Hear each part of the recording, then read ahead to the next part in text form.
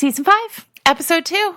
We made it. And you know what is sad? I was like, maybe there's like a really cool catchphrase we could use for season 5 that would include the word 5. And I was thinking of like Faith from Buffy, 5 by 5. Mm-hmm. No, that doesn't work though. I've got 5 on it.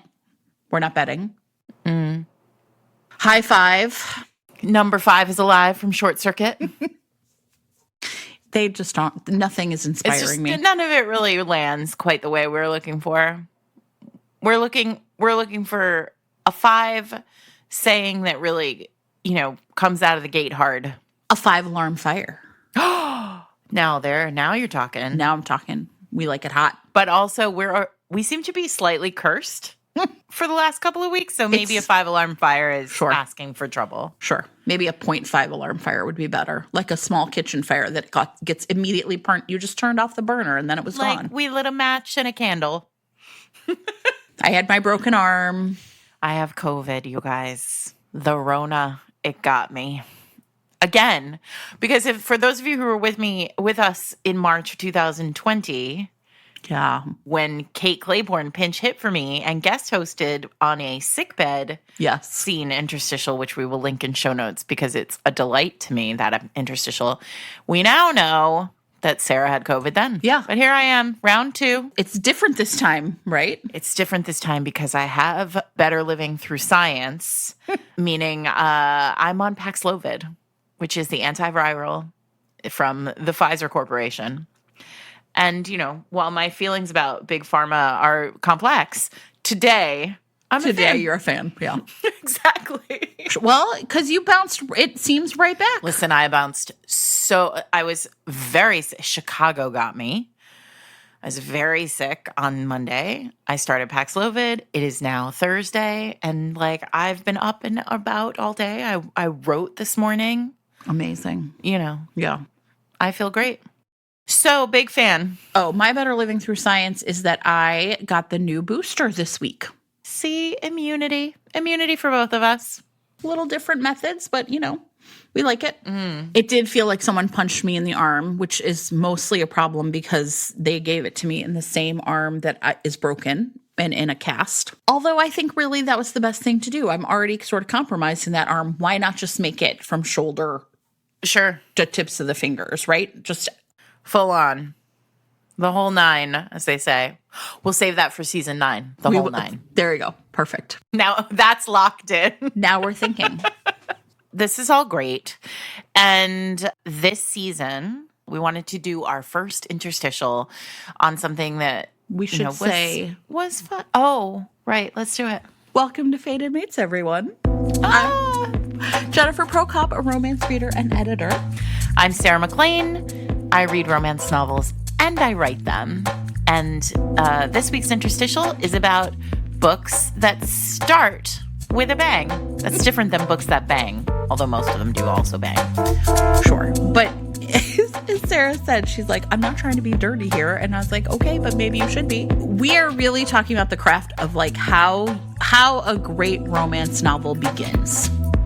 Yeah. I mean, I think that there's something really interesting about the way that beginnings have evolved over the course of modern literature and certainly over the course of romance. So I saw a tweet go by a couple of days ago that was basically about a concern about how now every time you open a book, you're dropped down in the middle of the story and in medias res, as they say. Right. And this particular person did not enjoy it, but I really do love that. Me too. So let's talk about, we're of course going to give a bunch of examples, but I will admit we decided this episode about an hour ago, and then I got home into the car and drove home, and then I was like, let's go. So it's going to be a little loose. I think it's going to be fine. This will be interesting too, because we're really coming at it from so many different perspectives, right? Obviously we're both readers, but you're an author. I'm an editor, right? So there's a lot that I think we will have to say about how these beginnings happen, but also it has changed over time. And I feel like one of the most commonplace opening like structures right now is essentially it's a book with dual point of view. It doesn't matter if it's third or first. And we get sort of one chapter from each character's point of view, and then they meet, right? So I think there are a lot of books that kind of approach it that way, right? Like I want to introduce you sort of to each of these characters, and then they're going to meet up.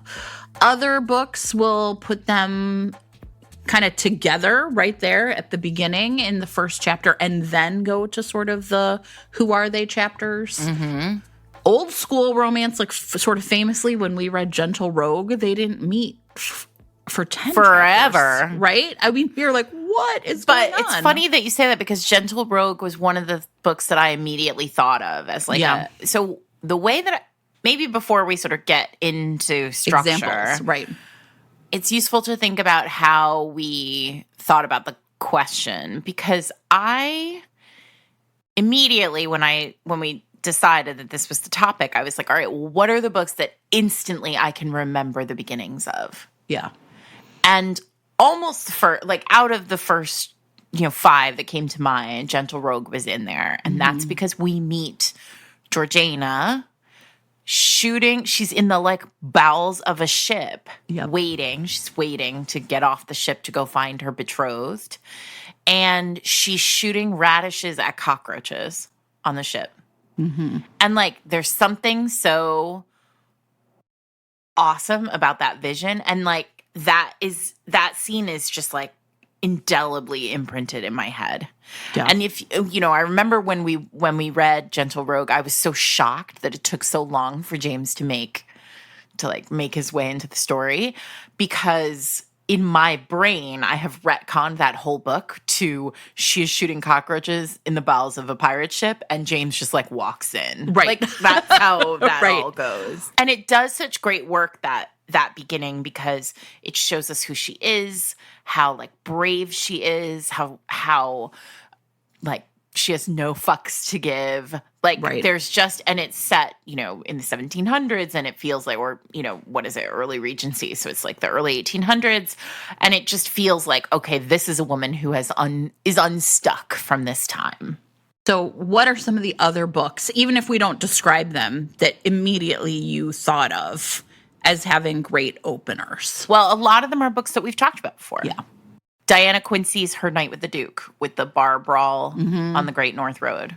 Lorraine Heath's Waking Up with the Duke, with the conversation between the cousin and the hero about how the hero has to impregnate the heroine because he owes him a cock is the line there. Right. For me, I thought of Brazen and the Beast. How does that begin? Oh. You're Brazen and the Beast, Sarah. That's my book. I had to think. It's been a while. That begins with the heroine finding the hero unconscious in a carriage. I thought of Lord of Scoundrels, right? Which starts off the great prologue telling Dane's story. I thought of a couple of contemporaries. I thought of Bet Me, right? Which is Min is in the same bar and gets dumped, and then essentially meets Cal at that same, like in the same sort of scene. I also thought of Beautiful Stranger by Christina Lauren, which is one of my favorites, where they like have what they think is essentially like casual sex, not even a one-night stand, a 1 hour stand, I guess, in a bar, overlooking a bar, right? So it goes to like really fast, essentially. Their flirting turns into something more. And I also thought of Luck of the Draw. I thought of that too, that sort of beginning in the driveway. I thought of Miss Bev's book, Tempest, where she shoots him and then realizes that she actually is going to be his mail order bride. Mm-hmm. Sometimes I feel like I'm a little worried. One of the things I was a little worried about as I was thinking of these books is, am I getting plots mixed up, right? That whole thing about you were saying about, right, like how does my brain sort of organize and put these two together? But also Welcome to Temptation. In Welcome to Temptation by Jenny Cruzy, Sophie and her sister are driving into a small Ohio town, and they are in like a beat-up Honda Civic or something, and the town's water tower has been painted peach, but it was like red underneath, so the whole thing looks like a giant penis. And I have probably read that book a million times. You know, I thought about Susan Elizabeth Phillips's Natural Born Charmer, which is with, well, Dean Robillard is the hero, and the heroine is walking down the side of, he's driving down the highway, and the heroine is on the side of the highway wearing a beaver suit, like a beaver costume. We can literally have an entire Susan Elizabeth Phillips conversation here, because I think some of those books are the best start, like the best beginnings I've ever had, right? So in Kiss an Angel, it is Daisy Devereaux. I mean, literally the first line is implanted in my memory. It's like Daisy Devereaux had forgotten her bridegroom's name. To be totally, I mean, then let's just talk about Susan for a second. Yeah. Because Susan taught me how to start a book. Well, and she didn't teach me how to start a book in 9 rules, which is clear because 9 rules could lose the first, 3 chapters. But Susan taught me that when you write a manuscript, when you write a draft, almost always, in all situations, you could take the entire first chapter and throw it out. And she is really not wrong. So let's maybe start there. Why is that the case? Because you need to clear your throat. Yes. Writers need to clear their throat the same way that singers, right? Singers have to do vocal warm-ups and work out their kinks and cough and drink tea or do whatever. I don't know, whatever the hell they do. Whatever they do. They do. I'm sure they do a thing. They have a whole ritual, right? Robin Lovett is a trained opera singer. She could come on and tell us. But when they do all that stuff isn't done on stage. Yeah. Right? They do it all. They prep it. They prep the instrument, and then they come out on stage and they sing. And the truth is that when we write, we often clear our throats. And so we end up writing, and, for all of us, I think, we start a book. There's just some of that is mess. Yeah. Until we get, we find our groove, we're in the rhythm, and, we understand the characters we're writing. This is why when I say revision is where the magic happens, part of it is that you can clear out all that early throat clearing and really give yourself a first scene that sings. But not just a first scene that sings, a first line that sings. Can we talk about first pages? Yeah. Before you do that, let me tell you about, so when I lived in Texas, my roommate, Mindy, was we did Teach for America together. And, keep in mind, I've been a huge reader my entire life. And, this is back before cell phones and stuff. So we would go hang out at the bookstore all the time. Mindy was also a reader. And I remember her, and I still teach this rule to my kids and call it the Mindy rule. The first time we went to a Barnes and Noble together in Houston, she would pick up a book, look at it, put it down. Pick up a book, look at it, put it down. Open it, put it down. And I was like, what are you doing? And she's like, if I don't like the first sentence, I'm not going to like the rest of the book. And I was like, right? Whoa. Right? Ruthless culling from the first sentence. That was it. I mean, have I said this on the podcast before? It feels like season 5. I've said everything that I think already once, but there's this adage in genre that is that the first line sells your book and the last line sells your next book. I mean, when I tell you, I think about that first line and it gets edited probably all the way until through copy edits, in typeset pages, I'm still fussing with is there a comma there? Is this the proper order of the words in this line? What is, and so, I think that when we talk about real estate in a book, especially now when we are up against 12 million other books and Netflix and streaming and movies and life and the internet, right? And Twitter and Facebook and social media and TikTok, which now is you're down the TikTok rabbit hole for hours at a time.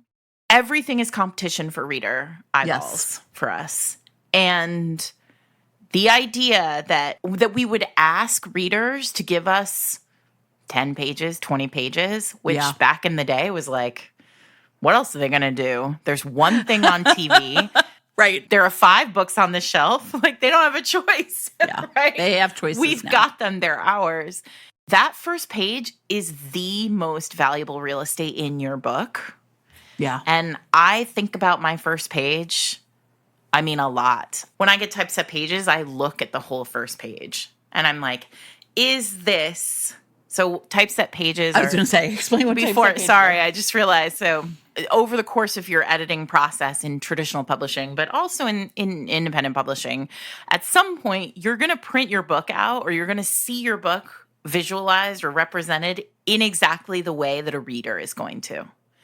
And so obviously this is assuming like normal font size or whatever. Ebook readers change everything. So I don't know what it looks like. Then I'm, I don't know. So you get an actual PDF of the pages, the way they will look in the hands of a reader, unbound. So it'll just, it looks like a double page spread of the book. And so it says, chapter 1, and it has the date line and then the kind of maybe 350 words, the first 350 words of your book. And you're looking at it and you're like, okay, is there anything here that could be moved to later, to the next page, to make sure as much powerhouse stuff gets here on this first page? I don't know. That feels like it's marketing too, right? It's sure. It literally, right? I don't want you to put it down. I don't want you to be, what was your friend's name? Mindy. Look, Mindy, I'm here for you. I believe in you. And I agree. Yeah. So I think when we came up with this, I was like, all right, well, who are the people who really know how to use that real estate well? And Susan. I think every single one, right?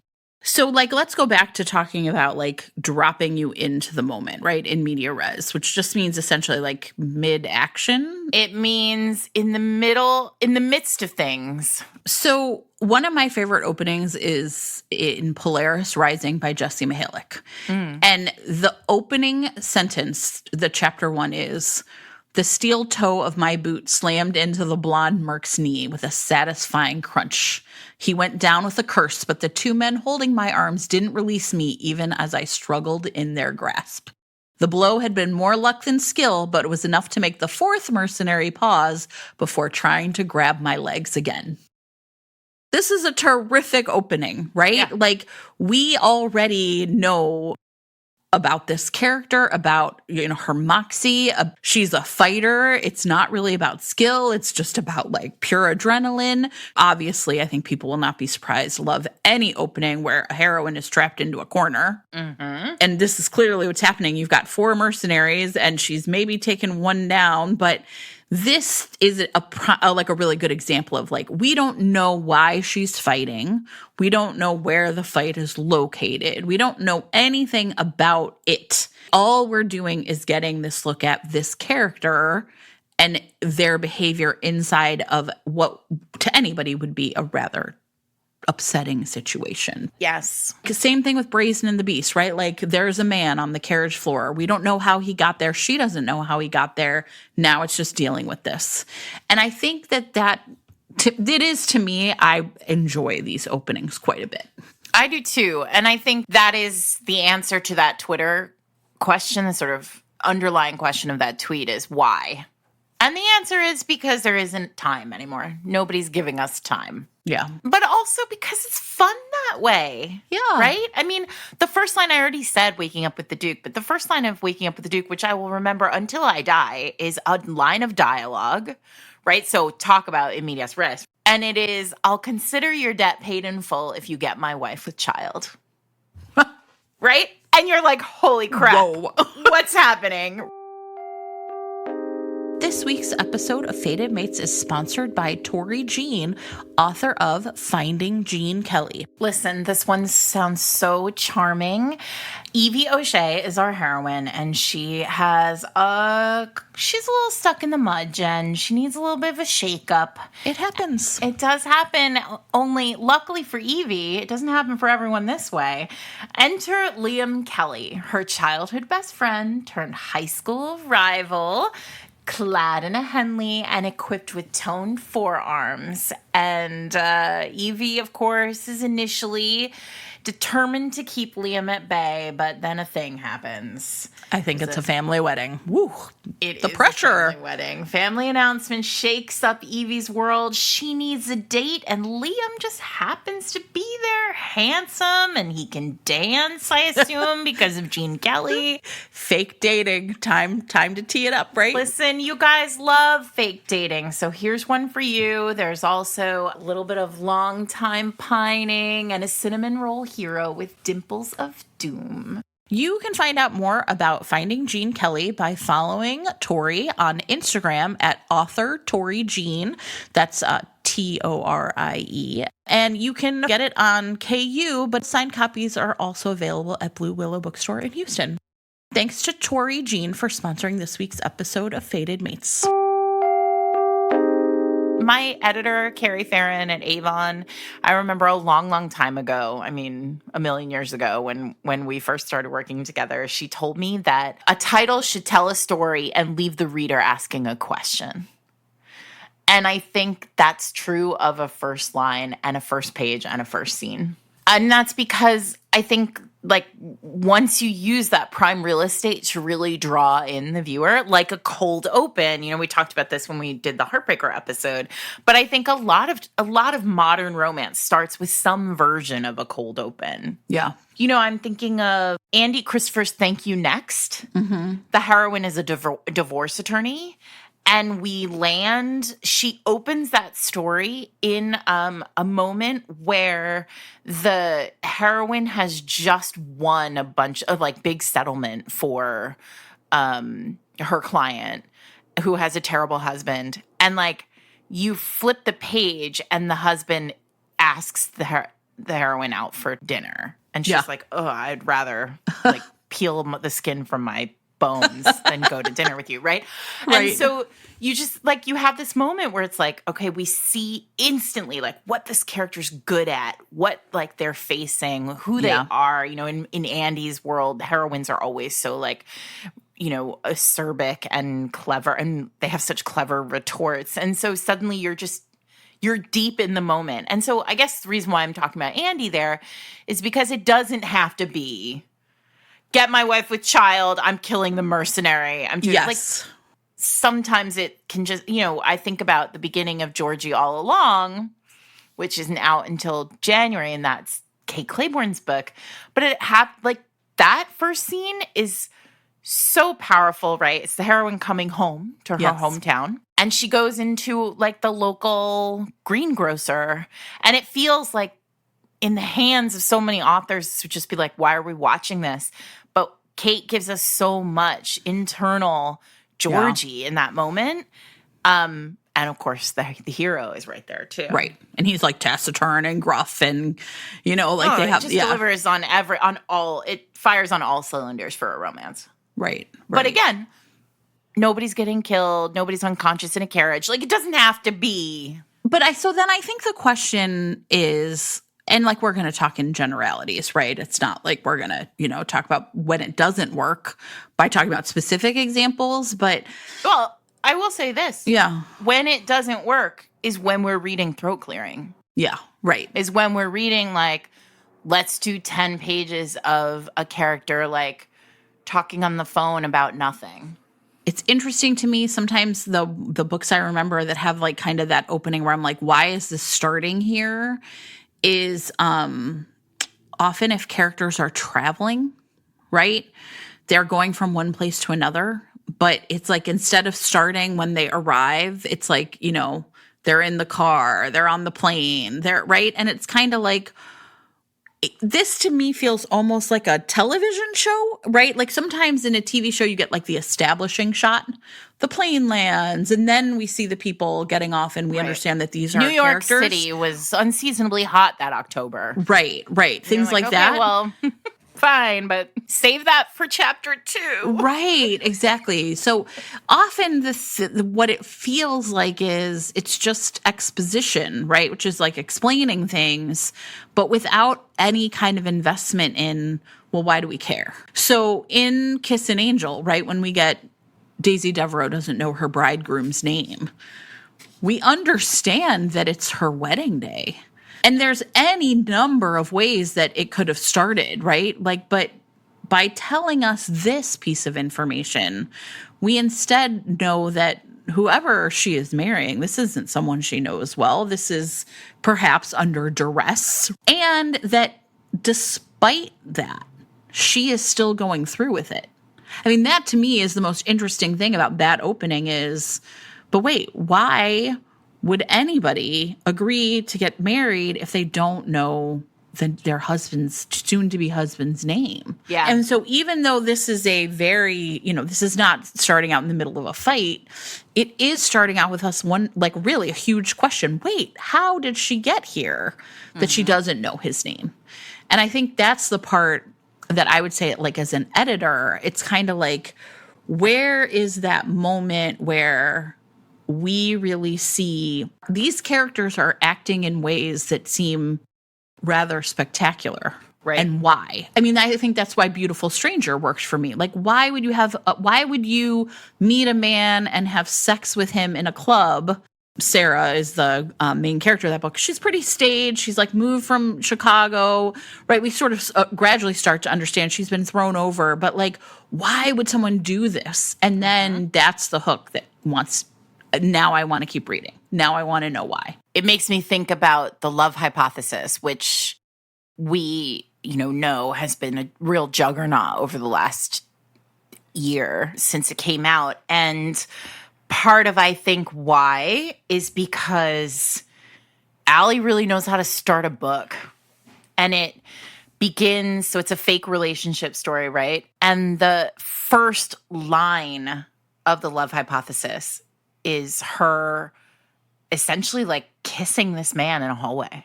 And then it backs into, oh, now we've done this and we've been seen, which was she does it because she wants her friend to see her kissing someone there are reasons. It's romance reasons, right? Mm-hmm. But then once it's done, there's all the fallout comes from that moment. And easily, I mean, if I had been writing this story, I would have started in the wrong place. Yeah. I would not have started it there. But that's the money. Right. That's why we're all here, right? That when we love a fake relationship romance, we love it for that moment. So Allie just served it up. Here it is. Here's the moment you love, and we're going to start here. Right. And that's not to say everyone should do that. I'm just saying there are 1,000 different right ways to start a book. How about that? Okay. Yeah. The issue is just finding the one that's right for you, but remembering that this is important work. These beginnings are essential. Yeah. Maybe it's worth us talking about okay, there's a million different right ways to start a book. And this I think really leads into thing that you spend a lot of time talking about. You've done classes on conflict. When I think of this question, okay, how can you start? Their setting. Now that does not always have to be, it was a unseasonably hot day in October in New York or whatever. I truly mean setting in the sense that oh shit, we are somewhere. I think of Whiteout by Adrienne Anders. Yep. Being an example of that. It's character. Yep. Or it's the conflict. It's literally some kind of external conflict. I'm in the middle of a fist fight and I don't know who these people are, but I know something's happening. Are there other ways besides those obvious ones? In my mind, there's nothing else because nothing is outside of those three buckets. Right. I mean, I think ideally you want a beginning that gives you all of it.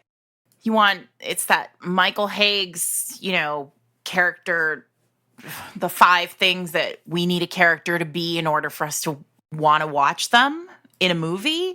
And it's, they need to be sympathetic. They need to be threatened. They need to be likable. They need to be funny, or they need to be powerful, or some combination of those things.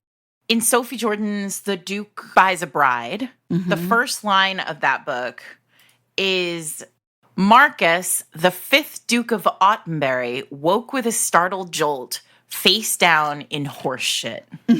Right? So, they say don't start a book with a character waking up. No. I mean, Sophie Jordan just blew that directly out of the water, right? That rule is stupid in this case. Right. Because what she does in that tiny first sentence is give you immense power, a weakened state, and like a big question. Like, what is this person doing in this scenario, right? But to your point, that's character, that's setting. Yep. And there's gotta be conflict here. Sure, right? Like, why is this Duke waking up in horseshit? In what, like 12 words? Yeah. And again, this isn't an episode about first lines, though it certainly could be, because I think part of it, like, they all go together. I mean, that should be the work of that first scene. Right. Is like, it gives you everything. Yeah. And so you feel like you're in it with these characters. Here's another really good example that I think like delivers kind of all three in one package, which is Getaway Girl by Tessa Bailey. When I woke up this morning, I didn't plan on crashing a wedding, but here I am. In leather pants and a faded t-shirt, I didn't even bother dressing up, which is drawing censorious raised eyebrows from the Charleston upper crust. There you go. I mean, it's great. Another when I woke up, right? Although what I also like about this is, right, when it's in first person, you have that ability to like put that spin on, right? Like, I didn't plan on it, but here I am, right? Yeah. We get that sense of regret or potentially. The record scratch. Yes. Wait, let me tell you how this all began, right? You're probably wondering how I got here. I often will sometimes recommend essentially to people like, your real beginning is here in chapter 2 or 3. Like, I'll find like what you were saying, right? Like, I don't always necessarily recommend that they like cut what is, you know what I mean? Like, so that's a really interesting question. Like, what happens to what was in chapter 1 or 2 is sometimes it gets cut, but sometimes it's just in the wrong place. It's just in the wrong place. Like, it's often, and this is, you know, whatever, your mileage may vary, but when Susan taught me this rule, she pointed out that it's often backstory. Yeah. And it is often backstory. It is the like, well, first I have to show the heroine alone, and then I have to show the hero alone, and then they get to meet together. And it's like, well, what if we do just get them to this place where they meet? Yeah. And then we back into all of the hero and heroine stuff. And that doesn't work always. I mean, of course, this is not how to write every book. Lord of Scoundrels is a perfect example. The entire prologue is backstory, starting with him as a literal child. Yes. And you have to be Loretta to pull that off. So, I mean, in this case, there's lots of different ways to do this. Isn't like a rule, but I think it really speaks to this question of, and I think we probably read the same thread about why is it that readers are sort of struggling to get into books? What is it that we need as readers? And I really think that the longer in a modern romance, one I'm buying off the shelves now, the longer it takes for me to get these love interests on page and like see what's going on between them, the more likely it is I am to put it down and not pick it back up. I mean, yeah, and it's for all the reasons that I said before, right? There's so much competition, and attention is shorter and shorter and shorter, and we can bemoan that as an industry. Like, sure, writers can say all they want, like, oh, it's so unfortunate that readers, don't give us runway anymore. Like that that readers don't want, the exposition, the like beautiful, the setting, all of the rich tapestry of, elegant prose that we used to be able to give them. But like, okay, but that's the way that it is now, right? We can't put the genie back in the bottle. So like now we have to figure out how to write a fucking great book starting the story in the right place. And the truth is that, that's not new. We've always had to start the story in the right place. Right. And there's a reason why we love Lord of Scoundrels. And that's because that prologue is amazing. But it's also proof. Mm-hmm. We say, like, don't start with prologues. Readers don't like prologues. Erin from Heaving Bosoms doesn't read them, right? Don't put anything valuable in the prologue because readers don't read it. And, well, like, that's silly, right? Like, prologues do a lot of work. So I think I just want everybody listening who's thinking about writing, like, none of these are rules. This is just a fun conversation of books that begin really well. Can I confess something? So it's sometimes interesting because people ask me, like, what do I see when I'm editing, or how has editing changed me? And like, here is like a weird, unexpected thing. And I think it's actually kind of related to this, I hope. Before I started editing, I really loved flashbacks. Like, I really did. I was like, oh, this is great. Like, let me flash back and see what's going on with this person in their previous life or whatever. And as an editor, I'm like, you don't need those. Almost entirely, I feel like they are what the author needed to figure out who their characters were, but it almost never feels like the right thing to put it like sort of in the book as a flashback. You mean like pause, Yes. set the text in italics, Yes. tell the past. Yes. Okay, yeah, I would agree with that. Yeah. I mean, it depends. I mean, like, obviously. Of course, there are blah, blah, blah. Like, right, standard disclaimers about there always being exceptions. I mean, like, Sherry Thomas and I have both written books where, like, whole threads of the book are flashback. Sure. But yeah, I mean, I would say that if the flashback is like, one time I had this conversation with my dad and he hurt my feelings. Yeah. No, that's a show don't tell moment, right? Yeah, Like, right. Or I'm always really curious to think, okay, so here, and part of the reason I think I said this is because what you said, which is like the first couple chapters are often backstory, right? I mean, flashbacks are literally backstory.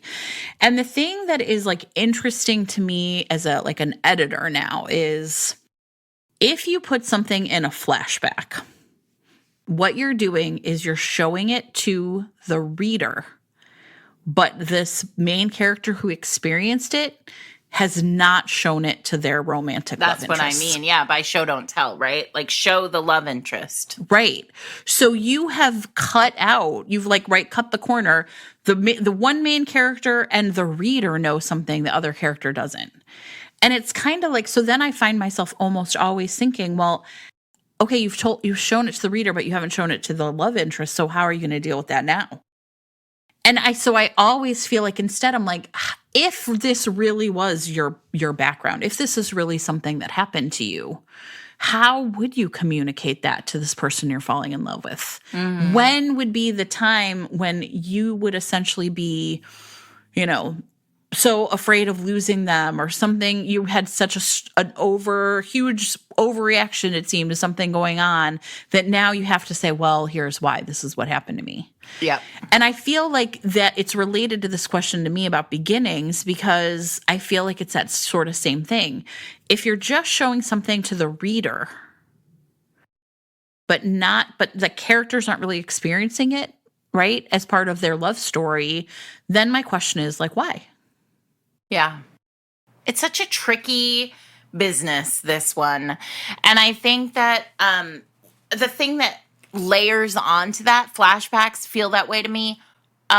Conversations about like whatever's happening in a character's life in that first scene also don't work for me usually, unless what's happening in a character's life is relevant to the main conflict, like the main, like the meaty stuff of the book, right? Like, I'll consider your debt repaid if you get my wife with child is a fine conversation to begin a book with, right? Right.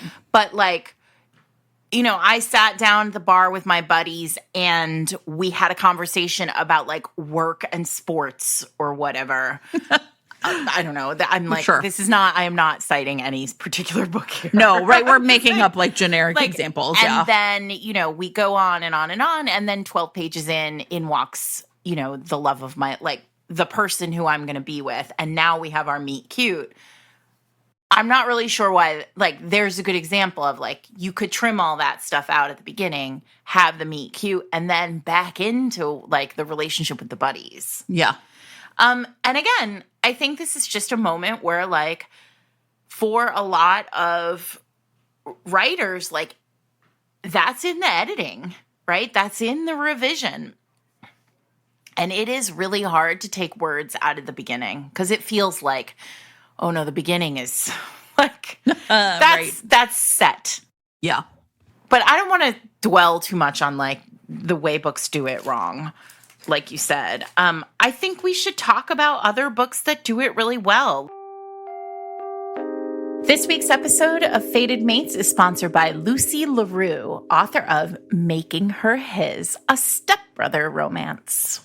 People are always asking us for stepbrother romance recommendations. Sure, this is a really favorite trope. And in this one, Alex's widower father gets remarried when he's in his 20s. And he is kind of like, I cannot believe that this is happening. I thought we were happy, Dad, just the two of us.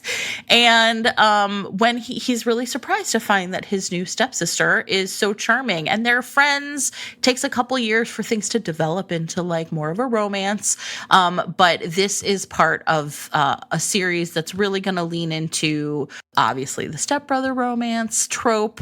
She's a STEM scientist heroine and also a bit of an age gap. So if you are interested in those like particular flavors on your stepbrother romance cake, here you go. Making Her His is the romance for you. You can get Making Her His in KU right now or in print or audio, wherever you get your print and audiobooks.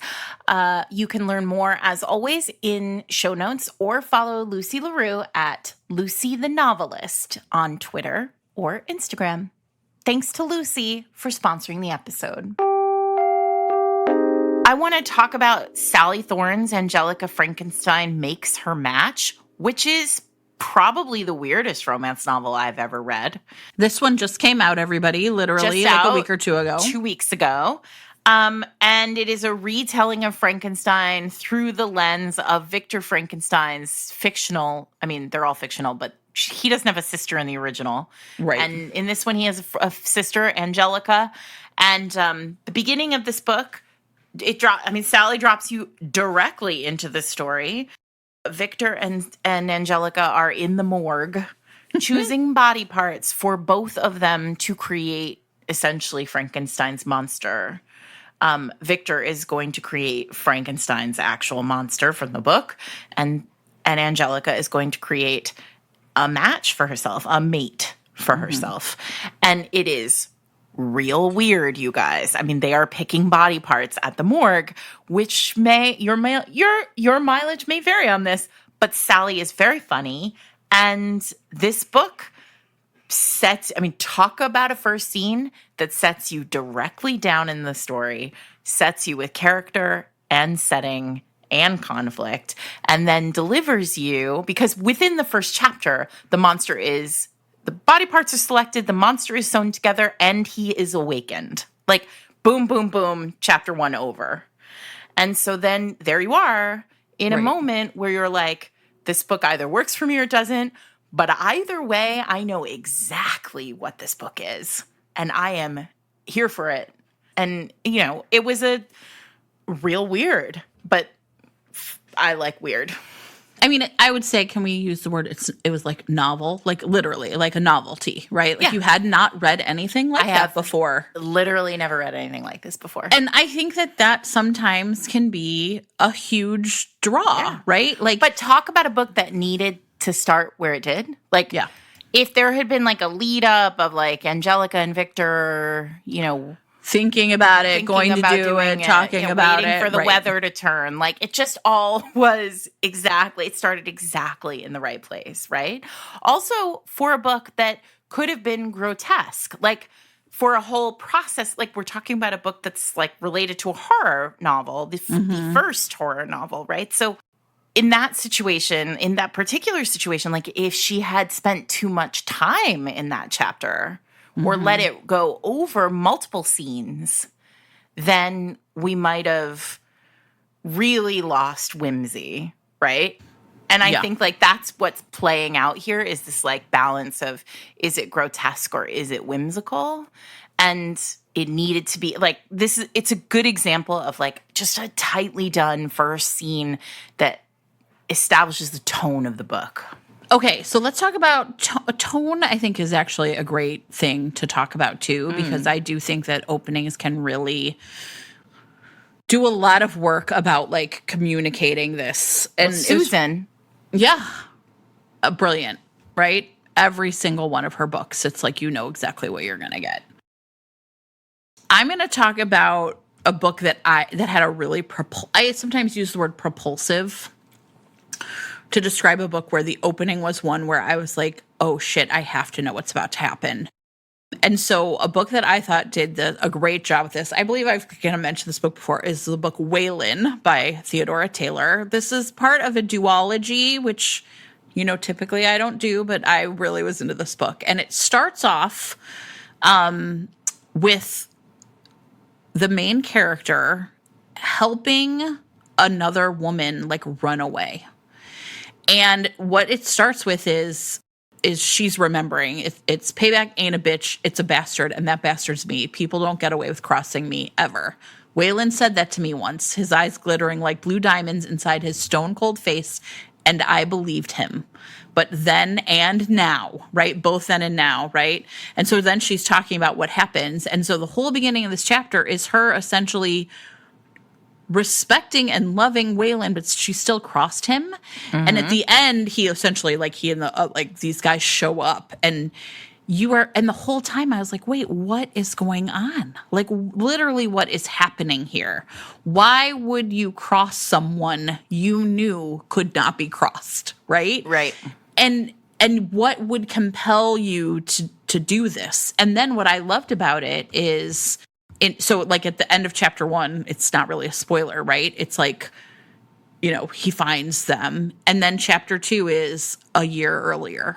Mm. So then you have to go all the way back and move forward in time then to get to this scene. And I've always been a sucker for beginnings like that. I've also been a sucker for in movies when that happens, it's some action sequence and then it's 10 days earlier. Mm-hmm. I'm always really curious, okay, so what is it that brought you to this place? And so I really think of, there's a few romances that I can think of that have kind of that like a cold open, I guess, but mm-hmm. It's not just an action scene. It's literally they're going to get to this bad place. Yep. But then I'm going to go back to the beginning and show you how they got there. Yeah. That's a really fun way of doing it. Yeah.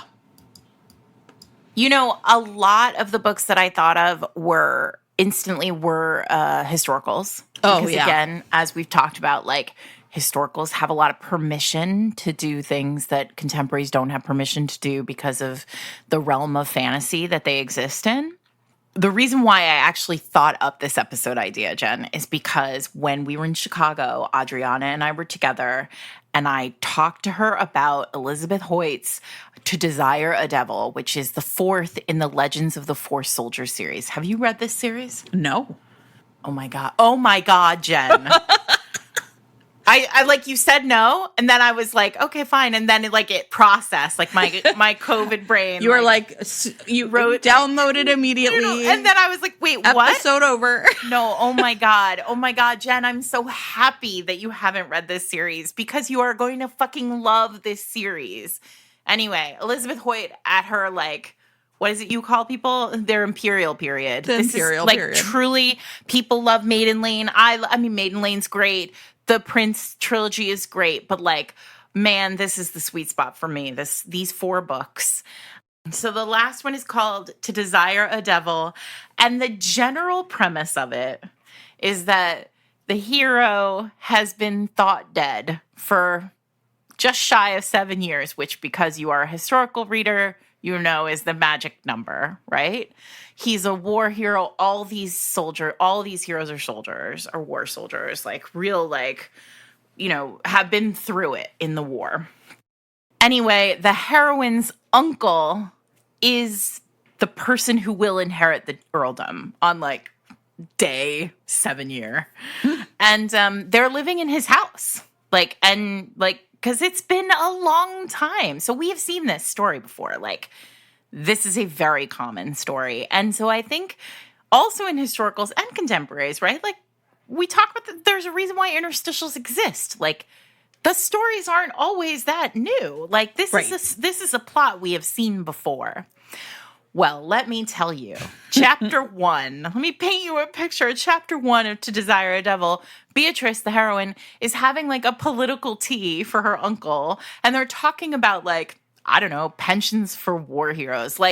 real like dry and important stuff, Sure. right? So she's like serving cake and pouring tea, and there are all these like men going harumph, harumph, harumph around her. And then there's like a bang on the door and like a commotion in the hallway. And then the door to the drawing room slams open, and in comes this man who is huge and just chaotic.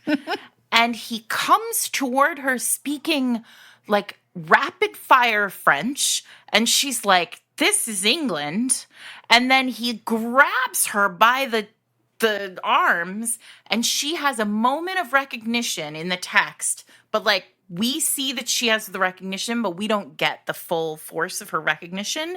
And then he collapses unconscious Amazing. at her feet. Yes. And then her uncle is like, who the fuck is this guy? Where is the butler? Because obviously he's like, get me someone to handle whatever this is. And she's like, this is him. The Earl's returned. And it is so great. And you're like, what is going to happen next? It's such a great beginning. Yeah. Because it starts in this like very ordinary historical romance way. But the scene ends in this like powerhouse of a moment. And anyway, I described this to Adriana, and she immediately downloaded all 4 books. Of course. And then today texted me and was like, I've read the first 3. This week's episode of Fated Mates is sponsored by Eva Moore, author of Caught a Vibe. Okay, so this one is really cool because we haven't seen a ton of romances that are related to the pandemic and set during the pandemic. And this one definitely is. It begins right sort of as the pandemic is starting.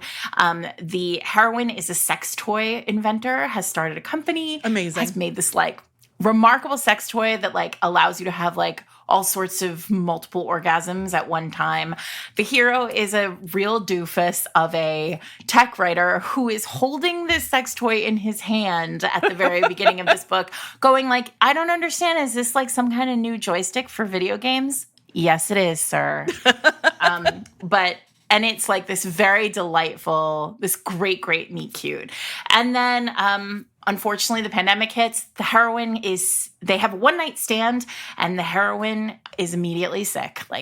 And then he has to stick around, Jen. They have to quarantine together, Sarah. What other choice do they have? Yeah, so he comes to her house and basically like moves into her house with her after their one-night stand to like love her and care for her and make her soup. I also hope they use these sex toys, Sarah. Check off sex toy.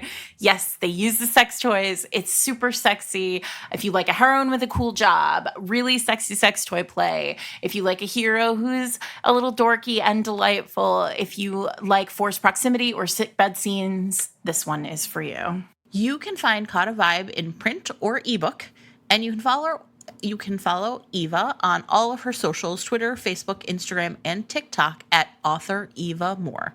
Thank you to Eva for sponsoring this week's episode of Fated Mates.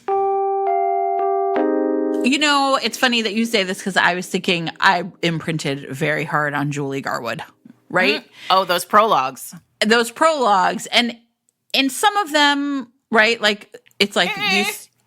Well, you know, they've been legally married and one of them's 4. Fine. I love that prologue so much, but yeah. I do too. In The Bride, which is probably, I mean, it is hard to list a favorite Julie Garwood, but it might be The Bride for me. His first wife is buried. But she's buried in like in an unholy ground, and we realize essentially that like there's a bad person, you know what I mean, on the way, who's like secretly glorying this. And then chapter 1, the first line is, right, they said he killed his first wife. Papa said maybe she needed killing. And so the whole entire the whole entire beginning is perfect Garwood line, by the way. Right, exactly. Is we realize that there's going to be a second marriage. We understand that this young woman, first wife, right, is going to be in danger, and that Alec Kincaid is perhaps someone who is totally to be feared. And you know what? How many times have I read that book? By what name should they call her in that book? Oh, God, I love that book so much, Sarah. They should call her Mine, is the response. Man, it's so good. It is. But, right, I mean, again, it's like, look, in a contemporary, you cannot, like, just kill off the first wife by an evil, bad guy and then, like, have, right, this new wife be like, no, well, you right? can't. I mean, you can't. And that's it. I think in historicals, like, there's just so much more room for it to be, like, something really super duper over the top. Well, there's also, and I wish I could remember which one. Maybe you can remind me. Maybe you will remember. But there's also the Garwood that begins with the heroine is at the funeral for her first husband.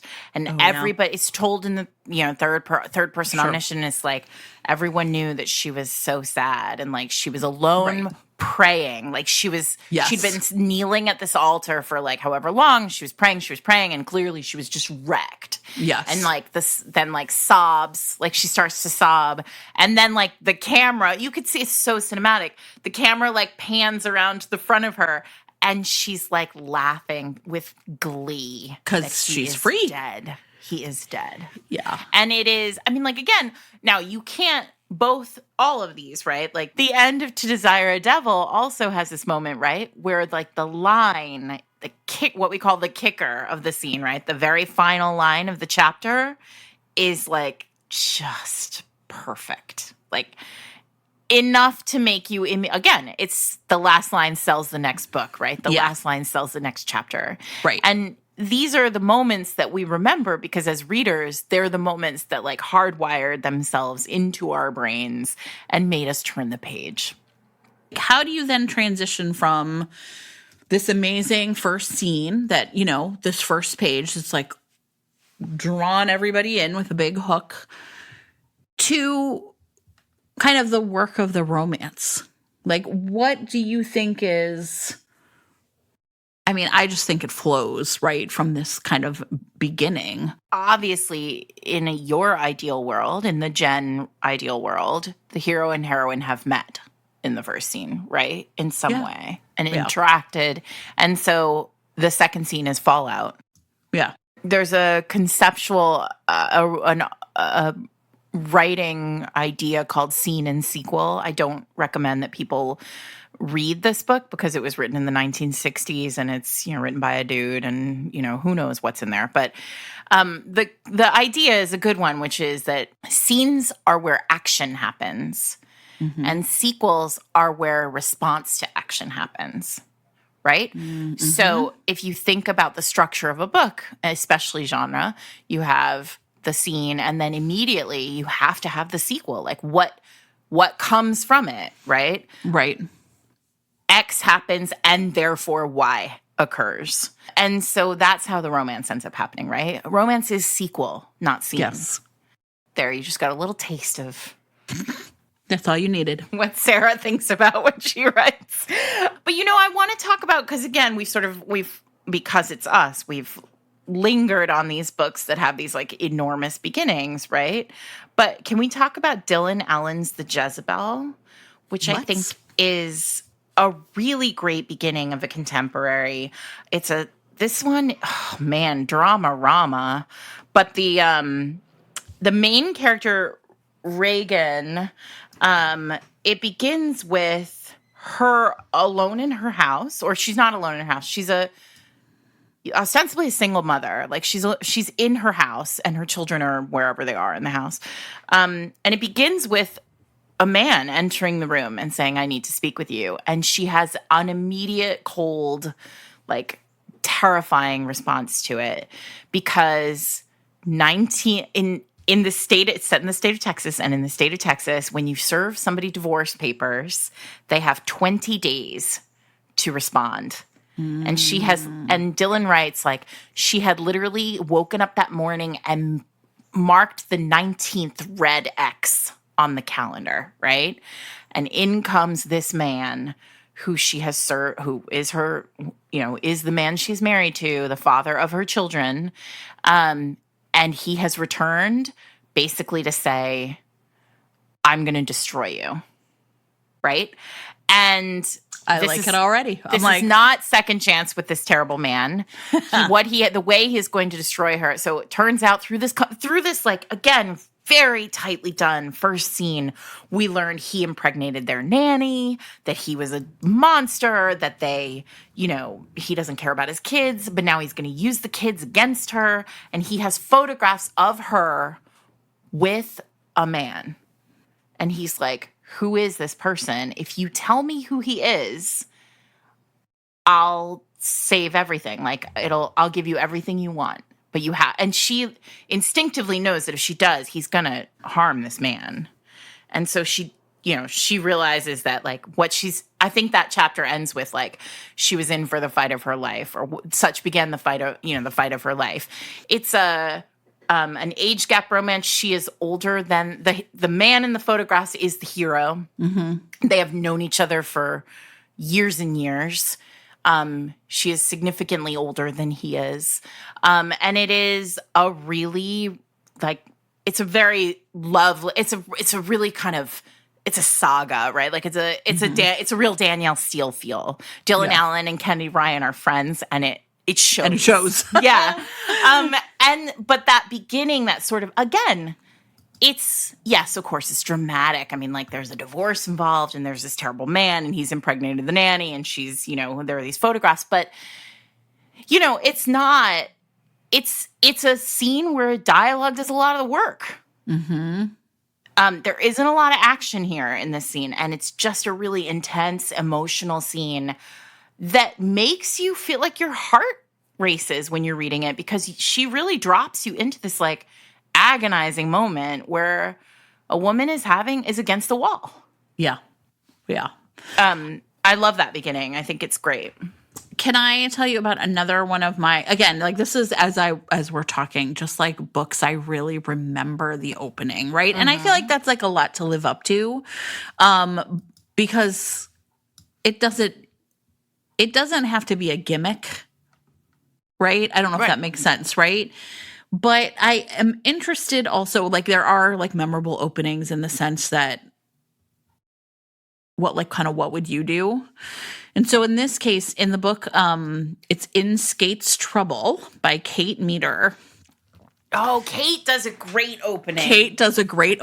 And this is one of my favorites, which is Ford Callahan is a hockey player, and he is in a hotel room for the night. And his hotel has, like, a balcony with, like, seating on it. And he's, like, sitting out there, and that people on the next balcony, there's just, like, a divider, don't realize that he could hear them, right? And so it says, up until 10 minutes ago, Ford Callahan would never have dreamed of eavesdropping on a quiet conversation. Right. And then he started talking about how, right, like, he, true, his grandmother was known to leave a room telling people to argue loudly so she didn't have to strain herself. But she was from the trashier side of the family, and Ford's mom had raised him better than that. However, all bets were off when the conversation was about oral sex, or more particularly, how the entire male species knew jack about it. So he overhears, like, the woman he's about to fall in love with and her two friends essentially, like, just capping on these men who do not know how to go down. I love it. It is a great, great opening because he cannot reveal himself. These are strangers, but he also cannot help but, like, essentially make her an offer she can't refuse. I love it. And it is, Kate Meador does write a great opening. I mean, she really does. My favorite Kate Meador book is Playing with Fire, about a lady firefighter and the mayor of Chicago. Well, in the beginning of that book, she saves him from a fire in the Drake Hotel. No, or is that when they meet in the previous book? Yeah. She cuts him out of a Lamborghini, doesn't he? Yes. No, that's something else. Right. Sorry, that in a different situation. Listen, all those books are great. It's great. And no, she's been named, like, America's favorite firefighter or something, right? and for saving him, like basically he was in danger and she saved him. And she's now on like her 34th date in 10 months or something. And the guy is like mocking her at the table, and in comes the mayor. And this is like real, like enemies to lovers vibe here, because he cannot deal with the fact that like this woman has saved him, and like kind of is constantly like reminding him of the fact. And she can't stand him because he's like rich and powerful and the mayor, and you know, she's a city firefighter, and like they can't be friends. Right. But he comes in and interrupts the date and like embarrasses her. And it's great. It's so fun. Yeah. Kate does a great beginning. Yes. There's so many great beginnings. And I just want to say, like, it doesn't take fireworks. When I like sometimes work with authors and we like sort of talk about their beginnings, it really is this question of like paying attention to the beginnings that work for you, right? And then, right, thinking to yourself, how can I put this on page? Some of the hardest working authors, I think, in terms of writing beginnings are paranormal authors. And what I mean by that is if there is a world building that has to happen, right? Or fantasy too. How do you get us into the action right away without like sort of but still giving us the world? And I like, this is terrible, but we obviously love the book A Heart of Blood and Ashes, right? That's a good example though. What do we do with that book? Start at chapter 3. Right? Because we're not fantasy readers. Because we're not fantasy readers. Miller Vane is amazing, and fantasy readers love the beginnings of that book. Yeah, but but that's a different thing, right? It's delivering a different kind of thing. Right. You know, to this point, Joanna Shoup's Tycoon, which I know I think I talked about it on the very first interstitial we ever had. Yeah. It's strangers on a train, right? Road trip. Set in the Gilded Age. And that book begins. So the heroine is like a perfume counter girl who's witnessed a murder in a department store. So you would think that with that idea, Joanna would have started with witnessing the murder at the department store. And she doesn't. She starts that book and it begins, Ted Harper never saw it coming. One minute he was alone on the platform, and the next he'd acquired a wife. And the next line is, there you are, dear husband. Let's not miss the train. I love it so much. And like suddenly, like, boom, these two are together on the train platform. And then, surprise, they end up on the private rail car of the president of the bank. I mean, listen. Sure. If you're going to approach a man on a train platform and pretend to be his wife, make sure it's the president of the Bank of Manhattan. And that he has a private railway car. Joanna knows the job. But the point is, like, what a good example. Now, listen, it's also a novella, right? So Joanna was like, I don't have enough runway to start at the perfume counter. That's maybe a good example of what I was saying earlier, which is books can, like, there are multiple right places to start a book. Right. Because if she had an entire novel to work with, she might have started at the perfume counter. Can I confess something, which is I think the beginning of 50 Shades of Grey is brilliant. You need to remind me what the beginning of 50 Shades of Grey is. Her roommate is sick. Oh, right. And she has to go. And sends her in her place. Yeah, and she trips over the thing. And she trips. But to me, it was not. I mean, so then she like trips over and Christian like pays attention to her. But to me, the thing that was so brilliant about that is this sense of how it could have gone another way. What if her roommate hadn't been sick? Right? Because it really puts fated mates right there in the beginning. We understand that it was a strange, unexpected series of events that puts her Anastasia, whatever, in his sights. Mm-hmm. And that gives that whole beginning sort of a magical feeling. Mm-hmm. Because readers cannot help but think of right? Like, what if they hadn't have met, right? What if at this moment she wouldn't have been there. She was only there Right. for like the strangest possible reason. Right. And I think that that to me is one of the reasons why the opening of that book is so compelling, because we understand from the jump that it's luck and circumstances. Yeah. Right? Well, it's Allie Hazelwood, right? What if she had kissed someone else in the dark hallway? Yes. What if Yes. Joanna's heroine had picked somebody else on the train? What if a different Duke had walked into the roadside tavern when Diana's heroine was in a bar fight? Like, these are, yeah, you're right. And I think that there's something too. What if Adriana's, Yes. hero had like, what if Adriana's heroine had been set up at a table, like, somewhere else in the pavilion? And I think that's, any relation. And listen, Sarah, I think about even in our friendship, right? What if I'd never been on Twitter? Yeah. Like, how would we know each Right. other? Like, what if I hadn't read IAD that week? Sure. And so that's the part that I think is really brilliant about any great romance opening is we see how like the razor thin margin by which it could have gone another way. Yeah. And instead, now here they are. Yeah. It's the best. It's the best. You know what's interesting though is just to like add one like just to underscore what I said before about multiple first chapters or multiple openings. I think a lot, and this is like really fucks with my brain a lot when I'm writing. I think a lot about how if I write today, the words that I write today, the scene that I write today, the chapter that I write today looks different than if I had written it yesterday or if I would write it tomorrow. Yeah. Right? And for me, because I don't outline my books, that means literally the book could be vastly different if I did not write today and I wrote it tomorrow. And that like messes with me a lot. But the beginnings are that way, right? Like the beginning is different no matter, like depending upon when you write it.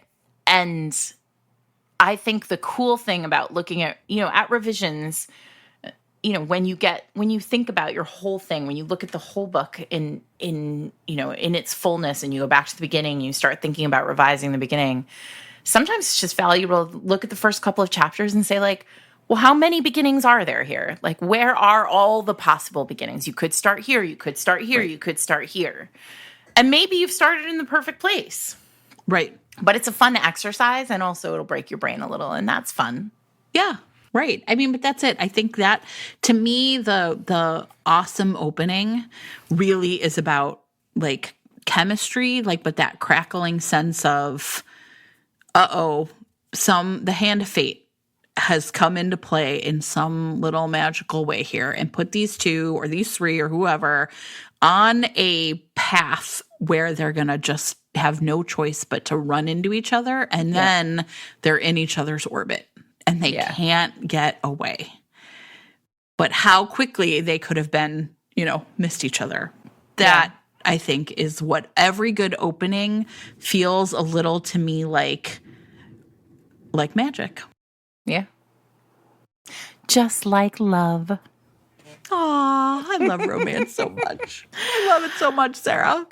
Thanks for listening to us, you all. We are on season 5. This is Fated Mates. I'm Sarah. I'm here with my friend Jen. You can find us at fatedmates.net. You can find us on Twitter at Fated Mates, on Instagram at Fated Mates Pod.